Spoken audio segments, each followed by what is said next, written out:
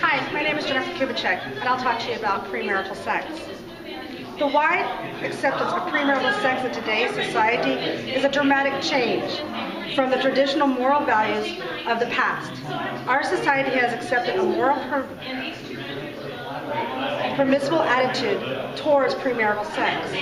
All forms of immorality are glorified through the internet, TV, magazines, and billboards. Both teens and adults are indulging in sexual immortality because of the modern philosophy as stated by Hugh Hefner. Quote, sex is a function of the body, a drive which men share with animals, like eating, drinking, and sleeping. It is a physical demand that must be satisfied. If you don't satisfy it, you will have all sorts of neurosis and repression psychosis. Sex is here to stay.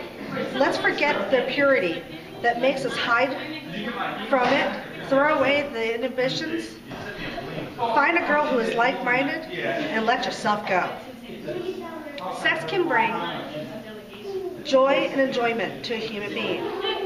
These include sexual pleasures, warmth, love, companionship, touch, and a child. However, sex, when not used the way God intended, can result in horrors and immense tragedy, such as pregnancies and abortions. In the seventh of God's Ten Commandments, He instructs us not to have sex with anyone other than our spouse. It is clear that God forbids sex outside of a marriage. When we obey God, He is pleased. He honors our obedience. If parents and their children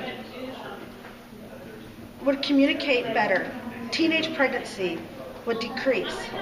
Statistics shows that every year around 750,000 teenagers will get pregnant.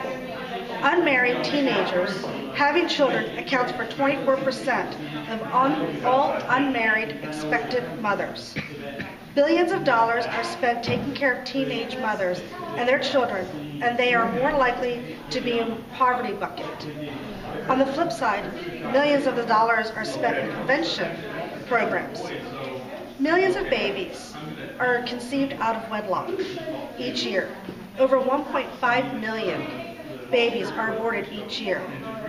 Over 90% of which are simply not wanted and are described as an inconvenience. Over 80% of all these abortions are performed on unmarried mothers. Babies that are born may not have a loving father or mother or a suitable house environment. Many will be abused or abandoned. Parents need to find the time to sit down with their teens, talk about premarital sex. Be approachable so that if your teenager has any questions about sex or relationships, you already have the answers. Teach your family values and help your teen see how much they are really worth. Explain that no one should be able to make you have sex.